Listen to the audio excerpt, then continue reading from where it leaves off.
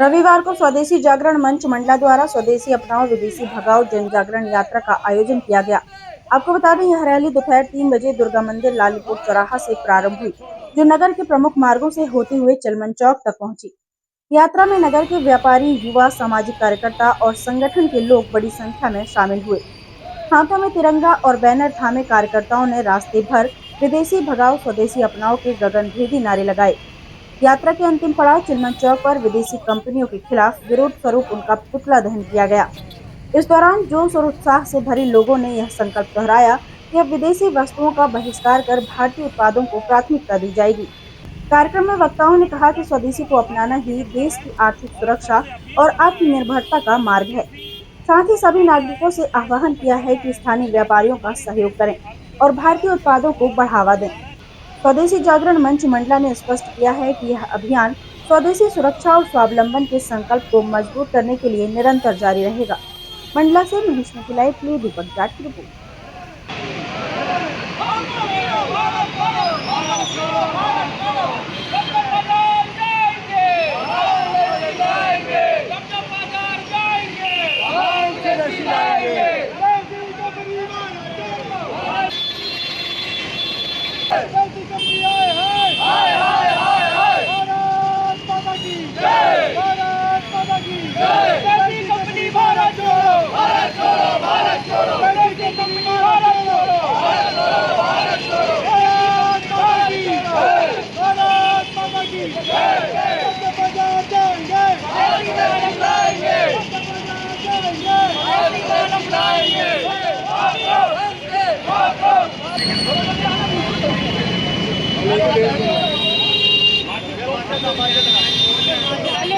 भारत छोड़ो, भारत छोड़ो, भारत छोड़ो, भारत माता की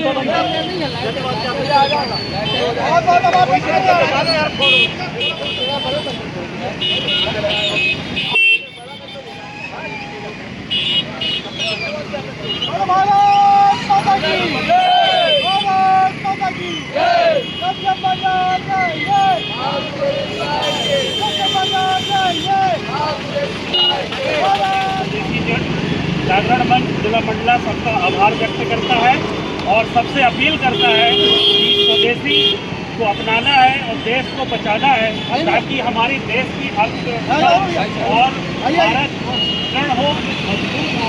इसके लिए सभी का बहुत बहुत आभार। भारत माता की जय, भारत माता की जय, जय स्वदेशी, जय स्वदेशी, जय स्वदेशी। जैसा कि सभी को विदित है कि देश में जो अभी वर्तमान स्थिति बनी हुई है और प्रधानमंत्री नरेंद्र मोदी के भी आह्वान के बाद सभी जगहों पर देशव्यापी जन जागरण यात्रा स्वदेशी को लेकर हो रही है। उसी तारतम्य में आज मंडला जिले में भी वो कार्यक्रम स्वदेशी जागरण मंच और विविध संगठन के बंधु भगिनी के सहयोग से आयोजित किया गया, जिसमें जन सामान के बीच में यही विषय लेकर हम लोग आए हैं कि स्वदेशी अपनाओ और देश बचाओ, ताकि देश को आर्थिक उन्नति में सहयोग मिले और जो विदेशी कंपनियां भारत पे अपना अधिकार जमाए हुए हैं उस पे एक जन जागरण की आवश्यकता है और उसी को लेकर हम लोग सभी लोग एकत्रित हुए। आज यहाँ पर एक पुतला भी जलाया गया है। जी, वो प्रतीकात्मक रूप से हमने विदेशी कंपनी बहिष्कार का पुतला दहन किया है, ताकि लोगों के बीच में ये मैसेज जाए कि हमें अपने घर में केवल और केवल स्वदेशी सामान लेकर आना है, विदेशी कंपनी का किसी भी प्रकार का कोई सामान उपयोग में नहीं करना है, जिससे हमारे भारत में किसी भी प्रकार का कोई विदेशी दबाव न बन सके और हमारा देश निरंतर आर्थिक रूप से मजबूती प्रदान हो सके। उसका भी यही है कि गणेश उत्सव में भी हम लोगों का अभी अभियान चल रहा है कि घर घर में जो हस्त निर्मित मूर्ति हैं गणेश जी की, उनको आप स्थापित करें। विदेश बाहर से जो प्लास्टर ऑफ पेरिस और ये सब मूर्तियां बिल्कुल प्रतिबंधित, हम लोग ने उसके भी संगठन के द्वारा सभी लोगों से अपील की है कि घर में भी आप विदेशी मूर्तियों को ना लाकर देसी मूर्तियों को स्थापित करें, और ताकि उसका भी लोगों पर असर हो और घर घर तक वो चीजें जाए। मैं रितेश ताम्रकार, जिला संयोजक हूँ स्वदेशी जागरण मंच मंडला। मैं डॉक्टर रेखा चौरसिया, स्वदेशी जागरण मंच जिला सह संयोजिका। मैं ये विषय पहुंचाना चाहूंगी कि मातृशक्तियों से विशेष आग्रह करना चाहूंगी कि जिस तारतम्य में आज स्वदेशी जागरण मंच के तत्वाधान में यह जन जागरण रैली निकाली गई है, उसमें अधिक से अधिक संख्या में जो हमारे बंधु भगिनी सब एकत्रित हुए हैं, उससे हमें समाज में ये मैसेज जाएगा कि हम स्वदेशी को कितना अपना सकते हैं। स्वावलंबन की तरफ हम अपने देश को आगे बढ़ाना चाह रहे हैं इसी उद्देश्य से, ताकि हमारा देश आत्मनिर्भर अखंड भारत की तरफ चले, 5 ट्रिलियन की इकोनॉमी बनाने में सहयोग करे और ज़्यादा से ज़्यादा स्वदेशी को अपनाएं, लोकल फॉर वोकल की अवधारणा को जागृत करें, ताकि मातृशक्तियाँ जो घर में आने वाले सामान हैं उनको अधिक से अधिक स्वदेशी अपनाएं। यही हमारा उद्देश्य है। मंडला में स्वदेशी मंच किस प्रकार से काम कर रहा है? मंडला में स्वदेशी मंच हर क्षेत्र में काम कर रहा है, चाहे वो हस्त निर्मित कलाकृतियां हो, चाहे घरेलू सामान हो जो महिलाएं घर में उपयोग करती हैं, मसाला है या अन्य जो सामग्रियां हैं वो घरेलू उपयोग करें, ताकि अधिक से अधिक स्वदेशी माल को उपयोगिता मिले। मैं निश्चित चाहूंगी कि ये देश विविधताओं से भरा हुआ है। हमारा गणेश उत्सव एक ऐसा उद्देश्य होता है जिसमें सामूहिक रूप से जागरण होता है। उसमें हम चाहेंगे कि गणेश उत्सव में ज़्यादा से ज़्यादा हस्त निर्मित चीज़ें उपयोग की जाएं और मूर्ति जो बनती है वो भी हमारी हस्त निर्मित हो, हमारे अपने स्वदेशी भाव से बनी हुई हो और एक मंत्र के तहत जागृत मूर्ति हो, ताकि हम उसमें अधिक भाव अपना जागरण कर सके और समाज उसमें एक अच्छे विकल्प के साथ देश में कलाकृतियों को बढ़ावा दे। प्रधानमंत्री ने दिल्ली में लाल किले से कहा है कि स्वदेशी हमारी मजबूरी नहीं है, स्वदेशी हमारी मजबूती है और इसके लिए हम सबको मजबूर कराएंगे। ये आह्वान देश के प्रधानमंत्री ने लाल किले से कहा है।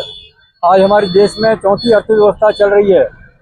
भारत इस समय बहुत तेज़ी से बढ़ती हुई आर्थिक अर्थव्यवस्था है।